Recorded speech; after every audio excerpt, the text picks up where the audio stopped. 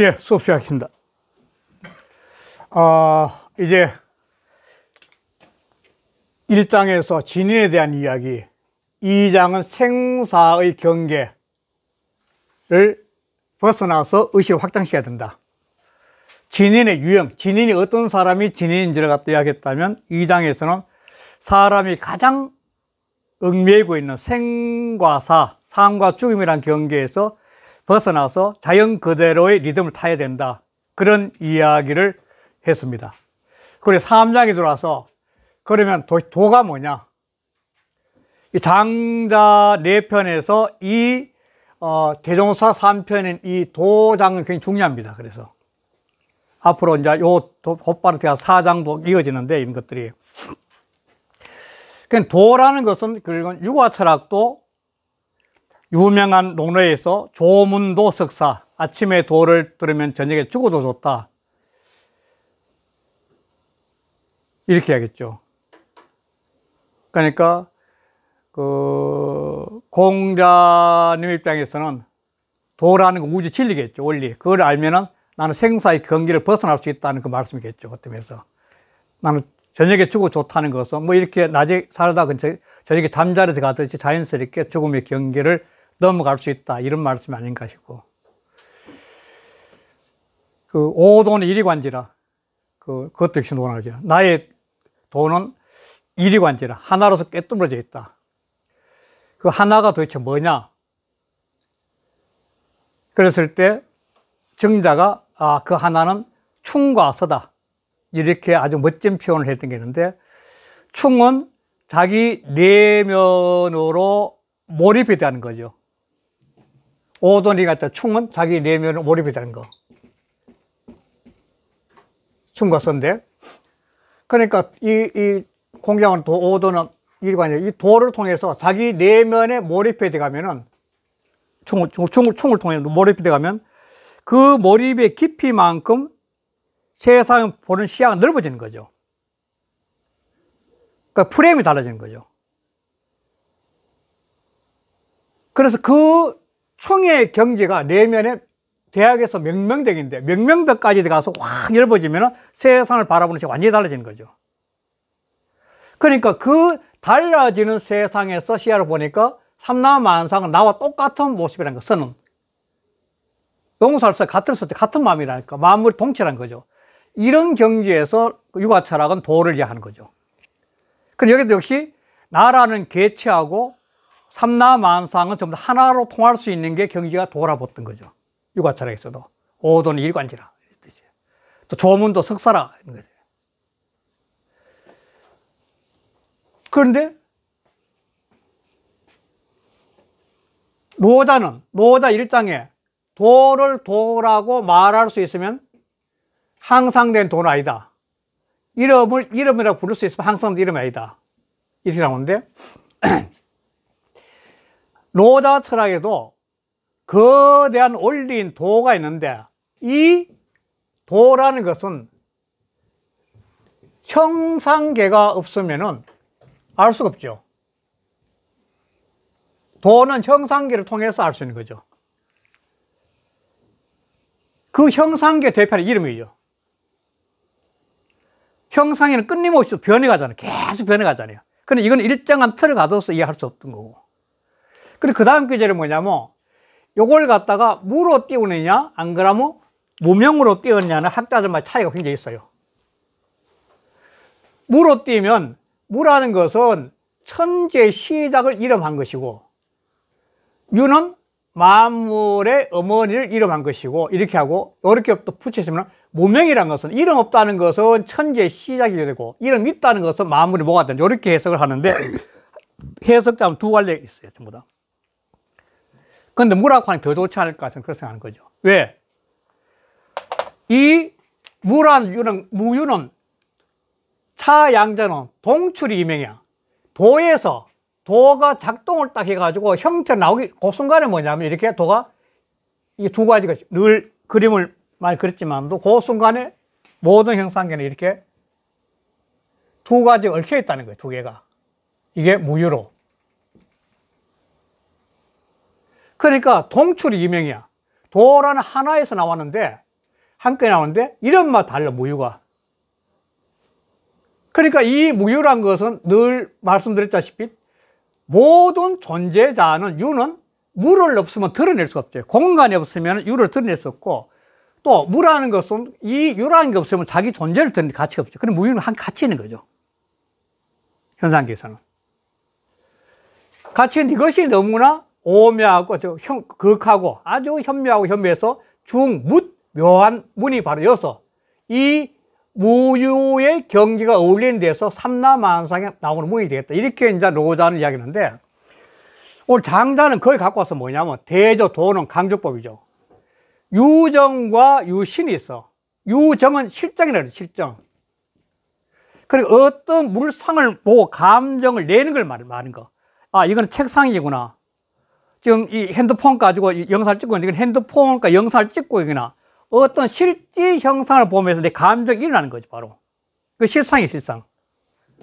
그리고 그 믿음이 있어. 확실성이 있다는 거예요. 아, 이거는 핸드폰이구나. 이건 책상이구나. 확실한 믿음이 있어. 이거는 전부 다 유의 세계, 유의 세계. 유의 세계. 그런데 그렇게 되는 핸드폰이 되고 책상이 되고 하는 그렇게 되는 것은 뭔가 행위가 없는 것 같고 형태도 없는 것 같아. 그렇게 만드는 근원의 원리. 이 기계니까 뭐 기술자들이 만들어냈겠지만도 큰 우주의 개념에서는 보이는 모든 현상계 속에서 현상계 그렇게 될 수밖에 없는 거. 왜 땅 위의 생명들은 저렇게 생겼고 바다 속의 생명체는 저렇게 생겼고 하늘을 나는 새들은 저렇게 생겼는지, 그렇게 될 수 있는 원리 자체는 도대체 드러남도 없고 하는 것도 없는 것 같다는 거예요. 그래서 이게 노 자체는 무의무불이라 했는데, 이걸 무불이 함이 없는 것 같은데 하지 않는 것이 없어. 이 자연현상계는 그렇게 하는 건데, 그래서 이 도라는 것은 이게 재밌는데 자본자근이에요. 스스로가 바탕이 되고 스스로가 뿔이 돼가지고 계속 흘러가는 거예요. 이 도는. 이걸 철학계에서는 제1원인이라 그러는데, 제1원인. 이 제1원인을 종교적으로 말하면 창조주가 되겠죠.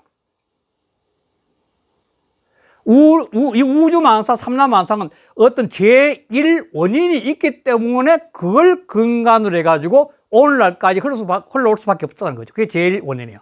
가장 근본적인 거. 그게 창조니까, 창조. 창조원리 같은 거죠. 그렇듯이 이걸 자본작이냐, 자본. 그러면서 계속 흘러간다는 거예요, 이 도라는 것은. 상접적에서. 이러한 도가 태극보다 위에 있는데, 그런데도 높다고 여기지 않고, 육국이란 것은 형상계인데, 땅을 말하는 건데, 상, 하, 사방이죠. 사방. 이 육국인데, 형상계죠. 육국의 아래에 있는데도 깊다지 않다는 거야. 이걸 잠시 그려봤는데, 이 주령계 태극도서 나오는 건데, 태극지 상인데, 무국이 주령계 태극도설에서 제일 첫 계절이 뭐냐면, 태극도설 제일 첫 계절이 무국이 태극이에요. 무국이 태극. 무국이 태극이다. 이 우주의 모든 원리는 끝도 없는 그 같은 그 어떤 무한한 공간 속에서 제일 처음에 태극이 하나가 나온 거예요. 여기 태극이 된 게 바로. 여기 태극이 된 거죠. 태극이. 요 태극이 나오는 그 순간에 요거는 음이고 요거는 양이에요. 나눠진 거죠. 같이 도구라는 거죠. 같이. 앞으로 하도락삼 이 이야기 끊임없이 나올 텐데. 이러면서 계속 확장돼 가는 거예요. 이렇게 계속. 그렇듯이 태극보다 위에 있는, 태극이 나오기 전에 어떤 게 무국 같은 무국. 태극보다 위에 있는데도 높지 않아. 왜? 태극 그 자체가 굵고 무국 같으니까 태극이 나올 수 있는 원인은 아무도 모르죠. 이걸 더 나가면은 오늘날 138억 년 전에 빅뱅이 있었는데 빅뱅 전이 뭐냐? 지금 현재 아무도 모르잖아요. 현대 물리학이 이건 못 잡아내고 있거든요. 빅뱅 전은 뭔지를. 그래, 이게 문제가 되는 게 뭐냐면, 오늘날 138억 년 동안 이 우주가 이렇게 존재하기 위해서는 어마어마한 에너지가 필요한데, 빅뱅 순간에 나왔던 그 힘이, 에너지가 그 전에 있어야만이 오늘날 이 우주에 받칠 수 있는 힘이 있거든요. 왜 그러냐면, 물리학의 가장 기본 제일 법칙은 뭐냐면, 에너지 불분의 법칙이에요. 뭔가 근원의 에너지가 있기 때문에 근간이 나오거든요. 전혀 무의 에너지에서 유의 에너지가 안 나온다는 거죠. 그래, 빅뱅 전에 뭔가 있었다는 거죠. 근데 아무도 몰라, 그거는. 그렇듯이 태극보다 위에 있지만도 높다지 않은 것은 그 뭔지 모르는 거죠. 무국 같은 거죠. 그 무국이면서, 그래서 이걸 갖다가 무국이면서 태극이라 해요. 요걸 갖다 있잖아, 이면서, 무국이면서 태극이라. 태극이라 할 수도 있고, 무국이라 할 수도 있고, 그렇게 해석하는 건데, 그 다음에, 육국지 아래는, 육국은 바로 이 현상계인데, 우주 현상계인데, 현상계 아래에 있으면서도 깊다지 않는다. 그러니까, 이 도라는 세계는, 도라는 것은, 이 그릇 속에는 이 육국이 다 들어있는 거예요, 육국이. 이 속에 육국이 다 담을 수 있는 거죠. 다 들어갈 수 있는 거예요. 그래, 이 공간이 얼마나 넓은지 아무도 모르는 거죠. 그러니까 현대 물리학이라면, 현대 물리학 입장에서 보면, 물리학에서 이 우주가 팽창하는 그 밖에 있는 그 공간의 세계는 또 몰라요. 그래서 나온 다중우주론인데, 실은 똑같은 거죠. 육국이 아래에 있는데 깊다는 거 뭐냐면, 그걸 포용할 수 있는 세계는, 그 포용하는 세계는 모른다는 거예요. 도에서는. 육국이 존재하기 위해서는 그 존재를 바칠 수 있는 이 그릇이 있어야 될 거 아니에요, 그릇이. 그것도 알지 못해요. 물리학에도 알지 못해요. 그럼 그보다 깊지 못하고 똑같은 말이지. 그거는 천지보다 먼저 생겨나는데도 오래됐다 여기잖아. 왜? 지금 현재도 작동을 하고 있으니까. 늘 작동하고 있으니까. 이 도가 작동을 하기 때문에 지금 현재 모든 존재 현상계가 돌아가고 있거든요. 이게 굉장히 중요한 문제 같은 게, 왜 그러냐면, 사람이 무엇을 안다, 깨달았다는 것, 지금 이 순간에 직관의 힘이 강하면 강할수록 그 사람의 내적 깨달음의 세계가 넓거든요. 똑같은 거죠, 어떻게 보면. 그리고 상고보다도 오래되는데, 그런데도 늙다고 얘기하잖아. 늘 청춘의 생명을 갖고 있죠. 바로 싱싱하게 살아있는 생명을 갖고 있으니까. 이러한 세계인데, 이러한 세계를 깨달은 사람이 그 다음에 뭐냐면, 요 시위시부터 부열까지가 13사람이 등장하면서, 이 상고시대부터 쭉 이렇게 대종사가 되는 깨달음의, 도를 깨달음에 대한 이야기가 쭉 이어지고 있어요. 13명이. 그러면서 이 장자 입장에서는 이 책을 보는 사람, 자기의 글을 읽는 사람들한테 이 도의 근원에서 흘러온 흐름을 생각하게끔 해줬다 할 수 있죠. 이런 생각을 갖고 한번 읽어보겠습니다. 자, 3장 봅니다. 이 노자 철학에 또 하는 게 이 도법 자연이라는 말도 있는데, 이것도 한번 머릿속에 도법 자연. 지금 이 도장이니까 이 노자 25장이 나오죠. 노자 25장이 나오는 건데, 도는 자연을 다한 도법 자연. 부 띄우고 도는 강조부 대저. 도라는 것은, 도는 유정 띄우고 유신이나 무의 띄우고 무양이라. 분명히 눈앞에 있으니까 실정도 있어. 실제 모습도 있고, 그 실제 모델 확실한 믿음도 있어. 보이는 현상이니까. 명가명 비사 명이 이름 있어. 그걸 딱 알아보면, 그냥 도가 세상에 드러나가지고 만물을 만들었으니까, 만물 자체가 도의 얼굴이지, 그러니까. 만물이 도의 모습이에요. 그 실제로 눈에 입히니까. 그런데, 그렇게 만물을 만들어가지고 눈앞에 있게 하는 그 내적 세계, 그것은 무의무양하더라. 함이. 도대체 어떻게 함이 없는 것 같고, 형체도 없어. 그런데 왜 그렇게 만들어나기야? 이 삼라만상의 모습들이 어떻게 그렇게 전부 다 합당히 만들어졌는지, 그 원리가 되는 것은 도대체 함이 없는 것 같고, 그거는 목소도 없는 거야. 무의무야. 그게 그냥 무의무불이라고 하죠. 그 노자이도 뭐냐, 무상지상이고 무상지상이라 해가지고 나왔죠. 노자이도. 자, 그래서 그 다음에 뭐냐면, 가전이 띄우고 불가 띄우고 수요, 가득이 띄우고 불가 띄우고 견이라. 이러한 현상계는 우리가 씨앗을 뿌리고 또 동물들이 새끼를 낳았지 전할 수는 있는데 끊임없이 형상이 전할 수 있어. 그런데도 그 원리, 무의무양한 원리는 내가 받아 알 수가 없는 거예요. 불가수에는 그건 받을 수 없어. 그 다음에 또 가득이 불가계이라. 그걸 갖다가 눈앞에 있으니까 가히 보고 알 수는 있어. 득자, 얻을 득자. 가히 보고 알 수는 있어. 뭐든 알 수 있어. 그러나 불가계이라. 그렇게 될 수 있는 현상계는 보지 못해. 그러니까 눈앞에 딱 보고 난 다음에 터득할 수, 아, 이거 소나무구나. 이거는 고기구나. 뭐. 딱 보고 터득할 수 있어. 뭐가 뭔지를 막 파악할 수 있으니까. 득자는 각자와 통할 수 있다 그랬죠. 이 각자와 통할 수 있고, 그건. 보고 딱 깨달을 수 있어. 그거는. 눈앞에 딱 보고. 가득이라. 깨달을 수 있어. 그러나, 그렇게 된 원리 자체는 볼 수가 없어.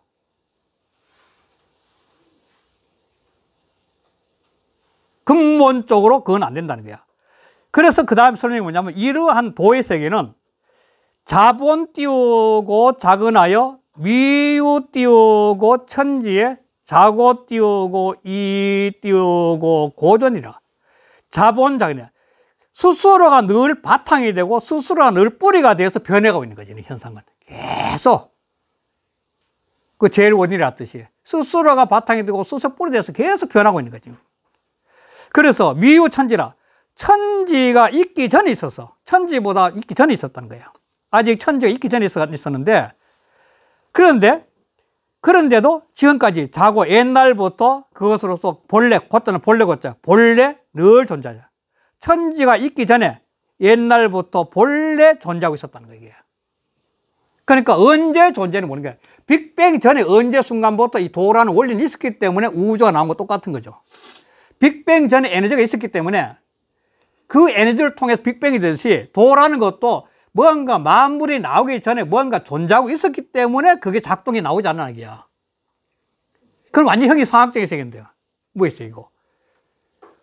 이러한 세계는 존재하지 않고 근본적으로 눈을 알 수 없지만도 사람은 의식을 통해서, 자기 의식 확장을 통해서 스스로가 자꾸 깨달아가는 거죠. 그게 바로 인문학적 세계예요. 과학적 세계는 분명 분석을 하고 그걸 통해서 확실하게 근거가 나와야 되지만도 인문학적 세계, 종교적인 세계는 그걸 스스로 내면에서 터득하고 깨달으면서 영적 세계로 진화해 가는 거죠. 그러한 문제를 제시하는 거죠. 볼입니다. 그래서 그 다음에 나오는 게 뭐냐면 신기 신재라. 귀신도 신령스럽게 하고 상제도 신령스럽게 한다. 그러니까 이러한 현상계가 일어나는 것이 꼭 뭔가 귀신이 작동하는 것 같아. 그런데 그게 너무 신비롭다는 거예요. 도가 작용해서 만물이 지금 존재하게 되고 만물이 변해가는 것은 뭔가 귀신이 작동하기 신비롭다는 거예요. 그게 도가 하는 게 똑같은 거죠. 그게 도의 모습이죠. 이러한 모습을 자꾸 체득해 가는 거죠. 형이 상학적인 세계니까. 그런데 이것은 뭐냐면 생천 띄우고 생지라. 하늘도 낳아줬고 땅도 나왔다는 거예요. 도에서.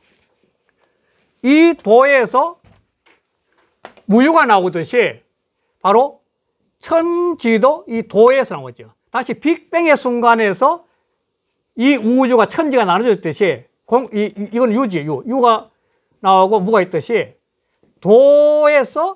도에서 하늘도 나오고 땅도 나왔다니까요. 생천생지라.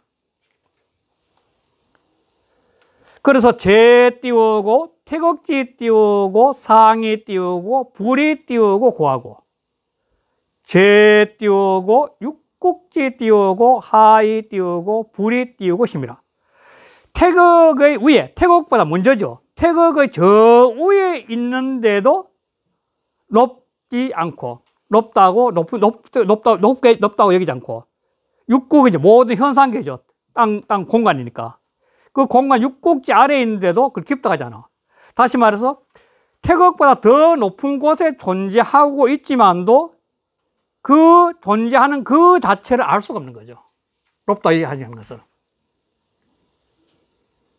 빅뱅 전에 제가 오늘 모르듯이 또 육국지 아래에 깊다는 거는 모든 존재가 우주에 지금 하늘 별부터 은하계 다 존재하고 있다면 그 존재하는 것이 뭔가 공간에 받아들이는 게 있어야만 존재할 거 아니에요. 그렇듯이 육국의 아래에서 그 모든 존재를 다 이렇게 끌어안아 주는데도 그걸 깊다 이지 못해. 무한하다는 거죠. 그 받아들이는 공간도. 이게 도의 세계라는 거예요. 그 다음에 276쪽에 선 띄우고 천지 띄우고 생이 띄우고 불이 띄우고 구하고 장어 띄우고 상고이 띄우고 불이 띄우고 노라. 그래서 천지보다 먼저 생겨났는데도 불이 구라, 오래 굽자, 오래됐다고 여기지 않아. 왜? 지금도 작동하고 있어요. 그냥 그대로. 한결같이 작동하고 있으니까 지금도.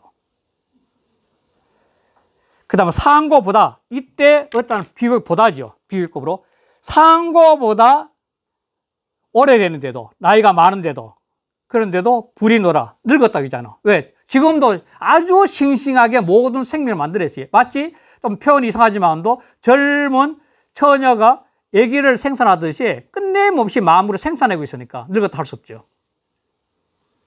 마음이 계속 나오니까. 자, 이러한 세계, 이러한 도의 경지를 이제 터득한 사람이 13명이 등장하는 겁니다.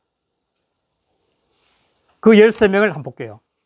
13명이 아주 상고 때부터 점점 내려와요. 제일 처음에 시위시 띄우고 득지하여 이설 띄우고 천지하고. 첫 번째.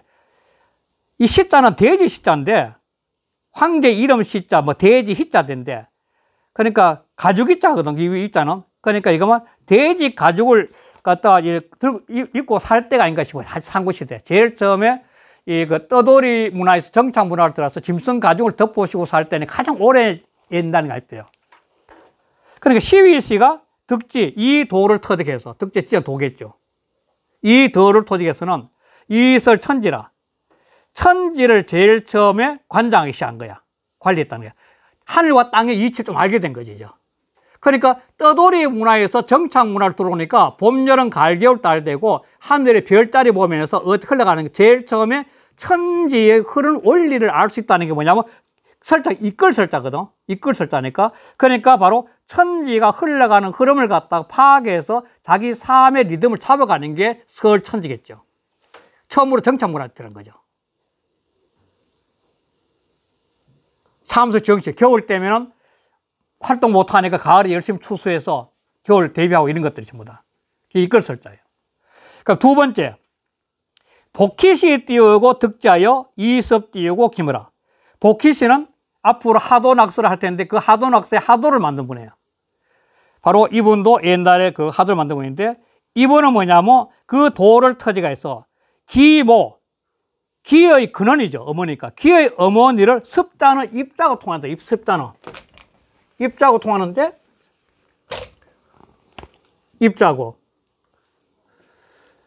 그러니까 기의 근원에 들어가 가지고 기의 근원이 운행하는 오행의 원리, 음양오행의 원리를 알게 된 거죠. 그러니까 이석기모 해가지고 기의 근원에 들어가서 음양오행 원리다. 이 음양오행 원리까지 뭐냐면 하도를 만든 거죠. 하도를 만든 거죠. 10법. 그래서 기모에 들어갔다는 거죠. 기의 근원을 파악했다는 거죠. 들어갔다는 거. 기의 근원을 파악했다는 기가 음양오행으로 돌아가는 이치를 파악하게 된 거죠. 그 다음에 유도 띄우고 득자여 종고 띄우고 붙으라. 유도는 북극성이에요. 북극성. 북극성인데 상징하는 거죠. 유도란 사람은 그 돌을 터득해서 이 비유는 북극성이에요. 그러면서 종고, 그러니까 끝이 없죠, 종고. 옛날이 끝이 없는 끝이 영원히 불터 어긋나지 않는 이측서가 있어요. 이건 하늘의 북극성은 딱 있으면 끊임없이 북극성을 중에 돌자는 별자리가 하늘에, 그런 하늘의 천도의 이치가 어긋나지 않은 도의 이치를 깨닫게 됐다는 게, 알겠다는 거예요. 그게 상징이 상징. 그리고 유도는 이런 도를 터득해서 북극성 같이 만고에 변하지 않는 진리를 알게 됐다. 그러니까 하늘의 흐름을 알게 된 거죠. 그리고 일을 띄우고 득자여. 일월은 상징이죠. 일월이라는 사람은 그 도를 터득해서 종고, 영원히 쉬지 않는 이치를 알게 된 거죠. 해와 달이 끊임없이 반복해서 뜨거워지고 하듯이 쉼없이 흘러가는 이치를 터득해서. 그럼 다섯 번째, 270의 다섯 번째. 간배 띄우고 득자여 이습 띄우고 곤륜이라. 간배는 곤륜산에 있는 신 이름이에요. 간배는 곤륜산의 신 이름인데, 이런 사람이 이 도를 터득해서는 곤륜산에 들어가서, 이 습도는 들어갈 입자가 통한다 그랬으니까 곤륜산에 들어가 살았어.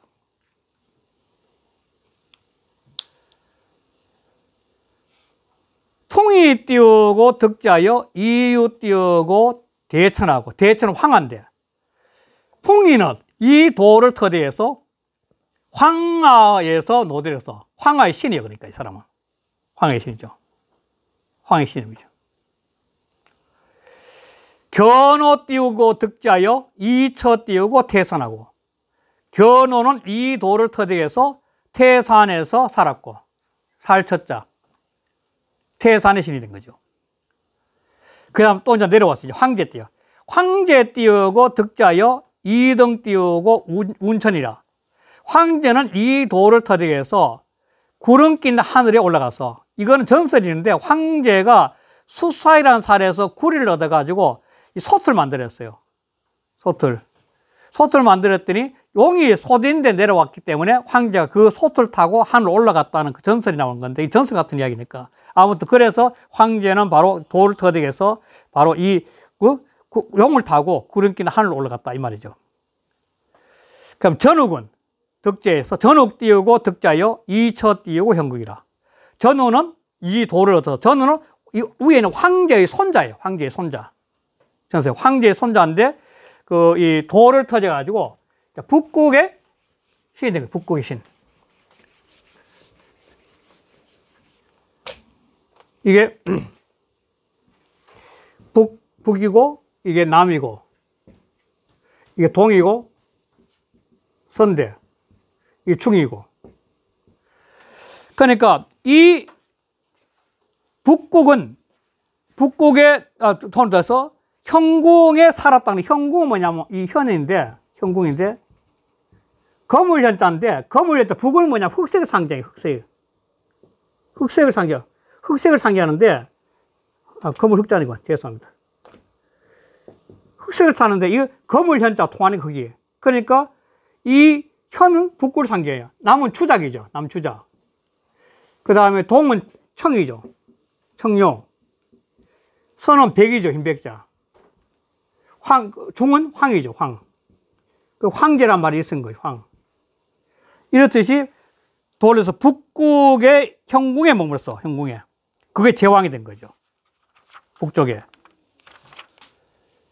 그리고 우강 띄우고, 그 다음에 278쪽에 우강 띄우고 득자여 이포 띄우고 북극이라. 우강이라는 사람은 이 도를 얻어서 북극에 서서, 북극에 서 있다는, 북극을 관장한 거죠. 이것도 역시 북의 신하인데, 역시 똑같이요. 북극 쪽에. 그러니까 북을 하나만 들고 나왔다는 것은 동서남 이 전부 다 있다는 거죠. 하나만 들고 나온 건데.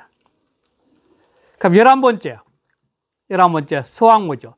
서왕모 띄우고 득자여 좌호 띄우고 소광이라. 서왕모는 이 도를 터득해서, 소광은 소광산인데 서왕모가 살던 산 이름이에요. 서왕모가 살던 산 이름. 그러니까 소광산에서 앉아가지고 있었던 거죠. 이 소왕모라는 사람은 늘 6, 7세의 청춘의 모습을 유지하고 있었던 그 처녀같이 그 아름다운 피부와 용모를 가지면서 평생 살았다고 하는 사람이에요. 생사도 알지 못해. 그 다음 이어져요, 그 사람이. 막지 띄우고 기시하고 막지 띄우고 기종이라. 이 서왕모에 대한 이야기 또 11번째. 서왕모는 그 태어난 것도 알지 못하고 그 죽는 것도 알지 못해. 늘 살아있었다는 거예요. 그럼 12번째. 팽조 띄우고 득자여 상급 띄우고 유하고 하급 띄우고 오백이라. 팽조는 이 도를 뜻하여서, 이 팽조는 전후의 손자라는 설도 있는데, 이 팽성의 책봉이 내가 팽조라 그래요. 팽성이라는 성의 책봉이 되어서 팽조인데, 이 사람은 이 책에 그 23쪽에, 이 책 2페이지 23쪽에 가면 나와요. 23쪽에 보면 23쪽 제일 아래에 보면 나와요. 23페이지. 한번 적어놓으면. 오래 산 것으로 소문났다는 거죠. 제일 아래. 팽조. 오래 산 걸 소문났다. 팽조는. 그런데 이 사람 굉장히 오래 사는 사람이죠. 도를 터득해서. 그러니까 우로는 우가 있을 때 미치고 수임금이 있을 때 미치고 그 다음에 아래는 500죠. 춘추 5패가 나오서 그때가 살았다니까 엄청나게 오래 살았다는 거죠. 장수에. 그럼 13번째. 마지막은 13번째 부열에 대한 설명이 쭉 계속 이어지는 겁니다. 부열 띄우고 득자여. 이 부열이라는 사람은 이 상 띄우고 무정이라. 무정을 도왔어. 그러니까 무정이라는 사람이 꿈에 이 부열이라는 사람이 뛰어난 사람이 노역하는 데에서 길을 닦고 있다고 보고 난 다음에 찾아가가지고 만나요. 그 사람을 만나가 곧바로 재상을 기용해요. 그러니까 죄를 지었는지 하여간 길거리에서 노역하는, 부역하는 사람 끌고 와서 곧바로 재상을 써가지고 이 무정이 자기 재상을 삼아요. 그러면서 은나라, 상나라, 은나라를 다시 중흥시켜요. 은나라의 중흥조, 은나라의 중흥조인데, 그러니까 한 재상이 뛰어난 참모가 얼마나 소중한지를 알 수 있는 게 바로 이 부열이에요. 이 무정이라는 사람이 참을 썼으니까. 근데 오늘날 똑같아요. 뛰어난 지도자는 본인이 뛰어난 것이 아니라 참모의 뛰어난 면을 보고 쓸 수 있는 사람이 뛰어난 사람이에요. 그런데 자기 그릇이 작으면은 참모가 뛰어난 걸 볼 수 있는 눈도 없을 뿐만 아니라 그런 사람 못 써요. 자기보다 뛰어난 사람 보면 자기가 그릇이 작으면 자기보다 잘난 것처럼 보이기 때문에 포용을 못하는 거죠. 그릇이 뛰어난 사람이라만이 뛰어난 사람을 보고 이렇게 더 끌어주는데 그릇이 작은 사람 못 써요. 자기보다 조금만 뛰어나면 자기가 불안하거든 못 쓰죠. 그냥 무정은 바로 이렇게 저작권 노역하는 사람 끌고 와가지고 재상을 삼으면서 은나라를 중흥시킨 사람이에요. 굉장히 뛰어난 국력을 갖고 있는 사람이죠. 한 국가를 중흥시켰으니까. 그래, 엄유 띄우고 천하야. 그 천하를 전부 다 소유해서, 유자는 점유하다, 소유하다니까. 소유했으며, 승 띄우고 동유하고, 기 띄우고 기미하여. 그러니까 동유래, 동유는 별자리예요. 동쪽에 있는 별인데, 또 북에 바로 동쪽인데, 동유성이란 별자리에 올라서 죽고 난 다음에는 하도 뛰어난 도를 얻었을 거죠. 동유성이란 별자리에 오르고, 그리고 그 별자리는 기성인과 미성이란 별 사이에 걸탄지, 그 사이에 있다는 거예요. 기성과 미성에, 요 기성과 미성 사이에 있었다는 거예요. 그래서 이 띄우고 비어 띄우고 일석이라. 그래서 무별들과 나란하게 돼서. 그 여기서 13명은 앞에서 도를 터득해서 그 터득한 도로 세상에서 이름을 날린 사람들을 13명의 예를 들으면서 장자가 나열시킨 거죠. 이게 바로 대종사가 된 거고. 이러한 논리를 가지고 이제 3장 끝난 겁니다. 3장은 도의 개념을 잡았고, 도가 어떤 개념을 잡고, 그리고 도를 터득한 사람들의 비유를 통해서, 그 비유를 통해서 오늘날 구우죠. 오늘날까지도 사람들한테 전달해주고 싶은 생각이 있었던 거죠. 한번 생각해 보라. 어떤 건지. 그러면서 다시 쉬겠습니다. 네, 감사합니다. 이거 해야지.